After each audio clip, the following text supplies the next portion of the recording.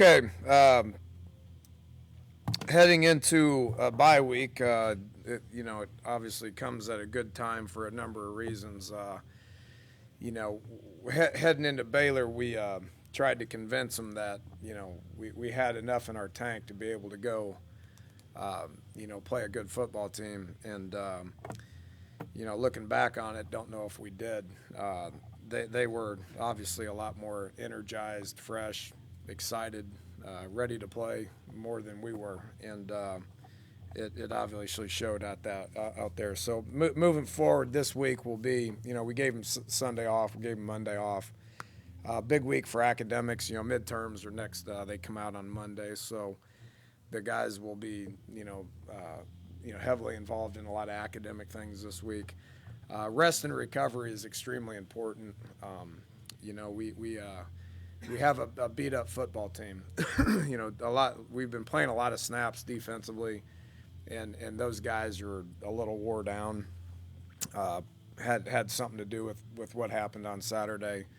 Defensively, the other part of that is Baylor's really good offensively. Um, but been playing a lot of snaps defensively. Offensively, we're playing more bodies, just because we're trying to figure out, what our dynamic is and what our makeup needs to be. But really, just got to get healthy, and got to get away from it for a little bit this weekend. In the meantime, Tuesday, Wednesday, Thursday, we'll get out there and we'll try to just keep improving. I think we're a football team that is very inexperienced, that needs to keep playing, needs to keep improving. That's the coaches. I got to keep improving.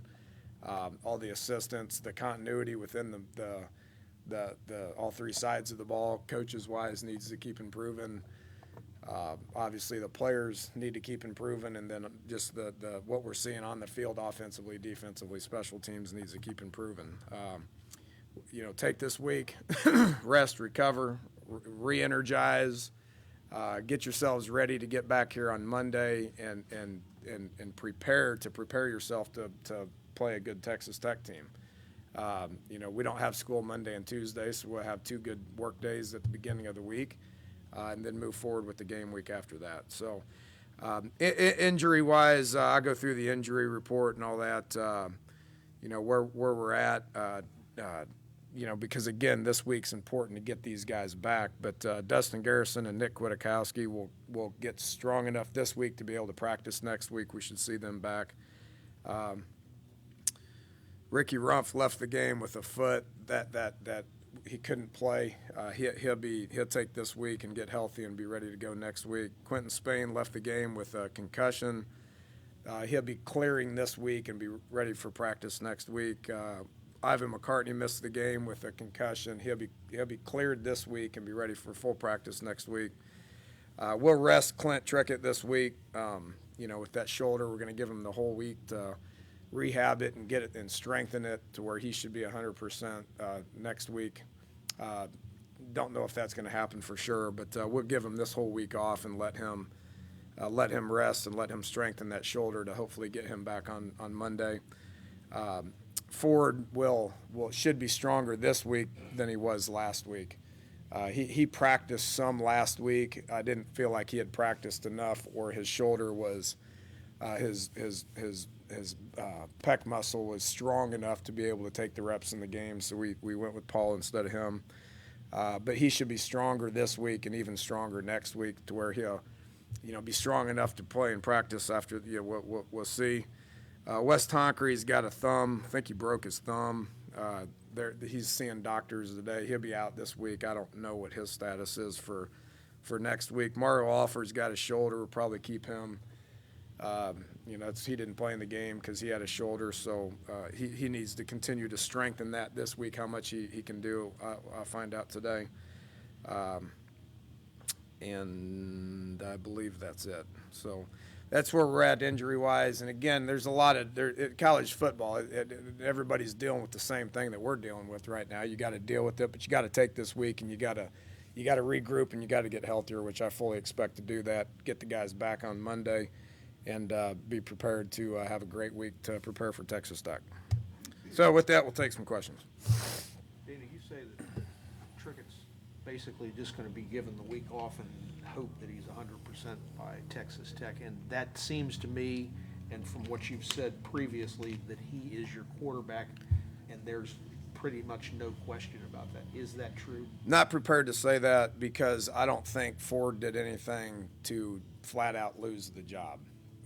So we're talking about, and it's a dynamic I don't like, and it's a dynamic that is not beneficial to your football team, beneficial to your offense when you're having an offense that's got so many new parts, so much inexperience. It's not the way I want it to be. But the reality is we've played 6 games and we've had 3 quarterbacks start 2 games each. So they're all guys that just haven't played very much, and you know that for whatever reasons they you know, whether it's injuries or how they've practiced or how they've played in the game, we just got to keep evaluating them. Okay, now Clint played really well against Oklahoma State, played very average against Baylor. You know, whether it was shoulder, whether it wasn't his shoulder, I don't know. I haven't coached him long enough to figure it out. I do like his grit, and I do like how he toughed it out, and he got out there and he played through it, and it was a challenging environment and a challenging situation that he didn't just turn it down. We're really happy to see that. Have liked Ford's mentality. You know, I mean, the guy just tore his pec muscle. I mean, it's not anybody's fault. He's just got to let it heal, and then he's got to get out on the practice field, and we got to see how he continues to progress. So, you know, that's what Monday's for. We got Monday, Tuesday, Wednesday, Thursday. We'll look at them. You know, I will go with Clint unless Ford does something in practice, and then we'll go from there. At any point in your career, have you dealt with an offense like this? So many questions at the midway point, so many moving pieces. No, I haven't. It's you know, we knew we were going to be a work in progress. Everybody knew that. I mean, I knew it. Y'all knew it. Our players knew it. Everybody knew it'd be a work in progress. We wanted it to come together quicker. You know, I mean, I wish I was sitting here after 6 games saying that we know who we are, we know where we're at, and we know where we're going, but that's just not necessarily the current situation. I don't think it's anybody's fault. It's just, you know, we've played some pretty good teams. We got a lot of inexperience, had some injuries that we got to deal with. We're dealing with a lot of the same stuff that a lot of people across the country are dealing with. So what you got to do is you got to line up and you got to try to figure out what you can do to get better every day. We got things that we can work on today that we did wrong on Saturday, and that's what we'll do. We'll go out and we'll work on them and just try to get better at a couple of things each and every day. I mean, that's what our whole team needs to do, and that's what we'll do offensively. You can see some things happening that shows improvement.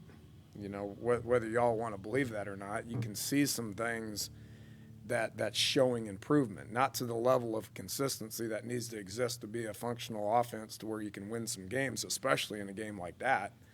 You know, I mean, that game was, you know, similar to last year's game, other than the fact that offensively we weren't able to make those plays downfield. Last year we made those plays downfield, and it ended up a 70-63 game. You know, this year we were just not good enough to be able to make those plays consistently, and we knew if it was going to be a shootout, we were going to be in trouble. What are those things? The things that we might not be seeing, the improvements that you picked up on? I don't just, you know, guys understanding what to do, you know, getting better at their technique. You know, our guys are playing with effort. They care. They're trying. You know, there's just a lot of, you know, it's as simple as, you know, Pat's the new center, so the snap is a little off at times, which affects the timing of a run play. The backs can't hit it, you know, because the timing's all screwed up. You know, we got a quarterback that's trying to throw a post route to 5 different guys that he's never thrown post routes to. Well, based on how fast the receivers are and the relationship that exists between the quarterback and that specific receiver, that ball needs to be thrown differently according to who the guy is. It's just stuff that when it happens in the course of about a second, plus you're getting pounded, I mean, that's just hard to it's hard to do. Last year, it was, you know, Gino to Stedman on those 5 post routes that were touchdowns was a lot easier because those guys have been doing that together for the last 8 years. So, we got one to Kevin, which looked good. Got a couple of them to Kevin, which looked good. We got Charles loose, in open field. And if we get him loose in open field, we think good things are going to happen. So just a couple of, we just got to, it's just the continuity of it. We got to keep improving, getting better. With what you're saying, coach is in a real dilemma, I guess. The weakness is something that you should attack. Yet it sounds like you got a quarterback with a bad arm, throwing the receivers who he's never thrown to, that you really can't attack the way you want to. What do you do? I mean, you obviously tried to attack it. Oh yeah, we tried, and we're going to try it again. I mean, we're going to figure out what we feel like can work, and we're going to try to put ourselves in the best situation we possibly can. And if it doesn't work, we just need to point it out, and then we need to do it again, and do it again, and do it again, and do it again, to the point to where it works out. I mean, that's the only way you can do it. You can't wave a magic wand or, put some sort of a spell over them to be able to make that stuff work. You just got to play. You need reps, you need time, you need practice, you need the proper mentality, you need a whole lot of stuff to make it work. It's a hard game, and we've played good teams. I mean, it is what it is. What are your thoughts offensive line wise? How they've played? They've played like our whole offense has, just inconsistently. I think we're developing some continuity right now with those guys. I like our lineup. Those guys will continue to get better at what we're asking them to do. Pat's going to become a better center. Quentin's going to become a better guard. Fight and Kendler are still getting better. Fight probably played his best game the other day. Nick gets a little overmatched at times, but tries hard. The three young guys will continue to get better. They struggled in the game the other night. They've struggled at times this year, but Pankey and Orlowski and Lucas Marquise will continue to get better. They're just not at the point where they can be, overly productive at this point, but they just need to keep working. We got two freshmen and a sophomore there. It's hard to play that position when you're that young. So they're inconsistent. We do like our lineup, and we think they'll continue to gel, and we need those three young guys to keep pushing. We got our first chance twice. The targeting rule was used, and once it was overturned, and once they upheld it. Now that you actually saw it out there, I mean, do you use the film or anything, and now say, okay, this is it specifically, or this is what we're trying to avoid, anything like that? Well, we've done all that. I mean, when we've done all that, and they were for specific reasons. I won't go into it. They were looking for that. They were looking for it, and the one on Cook was just horrendous, horrible, the worst call ever. It was bad. I mean, and I don't want to get reprimanded or anything like that, but they obviously overturned it, and they admitted their mistake, and we're not going to go into why the rule is what it is, but Darwin did everything we asked him to do. I mean, he turned his head, and is there going to be contact head to head? Well, it's unavoidable, but he did not lead with his head. He did exactly what we asked him to do. The other one was confirmed, and I agree with it. It's with Pankey. He's going to have to sit out the first half against Texas Tech. He was peeling back, and it was the defenseless defender. He was running to get the quarterback, and he didn't see the old lineman come. And Adam's a big person, and he came and he hit him, and he wasn't malicious with it. He hit him, and it was head to head. So you got to turn your head, and you got to hit him with your shoulder. Dana, the way you guys are working on the offensive line this year, it's more man stuff, more physical, right? I don't know, is it take different bodies or a different approach, and are you guys there to be consistent with? Is that one of the things, like the period of adjustment just hasn't existed? I don't really understand the question. Like physicality, right? That seems to be what Ron really likes to do. It's a little bit different than what you wanted to do. Yeah, we're going more at him. Are you guys where you need to be there? Are we there yet? Good enough. How's that? Yeah, we're good enough. We're not good enough. I mean, there's been a lot of things that are targeted properly, and our pad level's been good. you know, and we're coming off and we're doing some good things. We're improving on that. Is it a winning formula at this point? It's hard to be good at just lining up and running the ball at people. If you want to compare it to a winning effort, then look at what Baylor did. And what they did was they came off the ball and they established the line of scrimmage 5 yards downfield. What we did was okay, but it wasn't a dominating performance to be able to do what they did. I mean, it was night and day. You've said you're happy with Keith's approach defensively, and obviously through the first few games had a lot of good things to say about him. Last week was the first time you guys really were tested vertically, and they had some success doing it. Still happy with that? Did you see things that you liked, didn't like? What made it different from last year when you guys had the same trouble?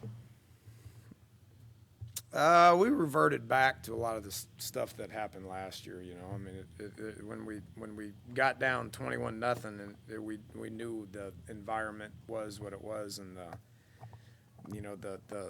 situation was what it was. A lot of guys hit the panic button, and you know, and defensively specifically, I'm talking about here, they hit the panic button and started losing some of the discipline that we've been teaching for the last 8 months, which was discouraging to see. Now we've done a relatively good job of stopping the run with a relatively weaker box, you know, to keep the safeties deep, you know, to protect the corners.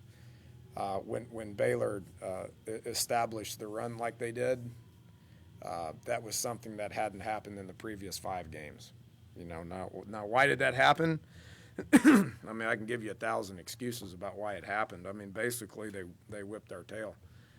And so what do you have to do? You got to change something. So now you got to start crowding the box. You got to start bringing safeties down. You got to start pressuring. You got to start doing a variety of things, which puts corners at, you know, it puts them out there in the open field. And they had 2 guys on the open field that could just flat out just go. And some of those throws and catches were really good. And even when we had good coverage, it was just like, gosh dang, they still made it work. So, you know, and then it just steamrolled from there. It's been a roller coaster 3 weeks with 2 blowouts and 1, you know, upset victory. How's the senior leadership been for you? Have you been pleased with the guys, how they've stood up through the 2 tough losses?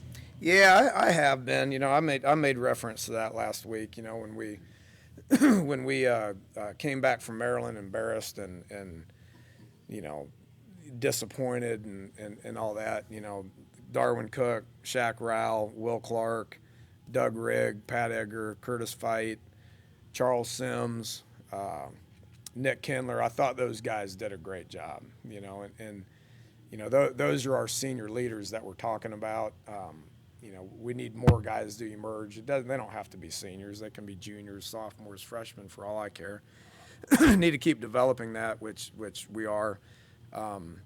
Did a great job coming back for Oklahoma State. You know, and that's, you know, everybody was happy about that. Okay, well then we took a step back, going and playing in a very difficult environment, in a very difficult situation. We weren't up for the challenge.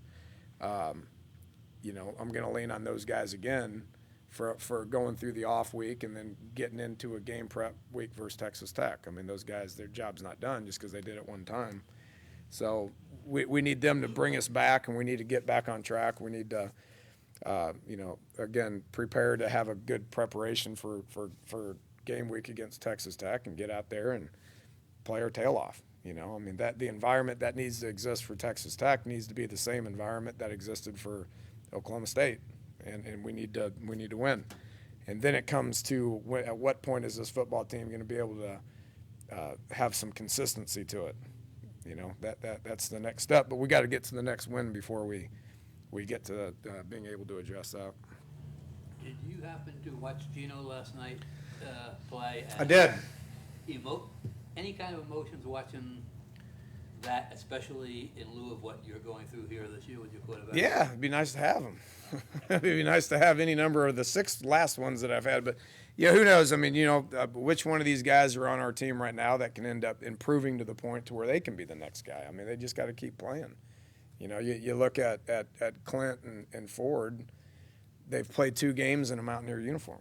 You know, they got to just continue to get better. I mean, it's unfortunate that both those guys are dealing with injuries, but they got to continue to improve, and I have all the confidence in the world in those 2 guys that they will continue to improve. It was fun watching Gino. It was fun. That's a difficult situation that he's overcoming, you know, and having a ton of success, and said it from, you know, ever since he was done playing for us, he's going to be a great pro and play for a long time. Last week you said you were going to be auditioning kick returners during practice. Went into the game, had more success with it than you had. Have you found someone? I mean, Yeah. I think so. I think so. We improved on kickoff return.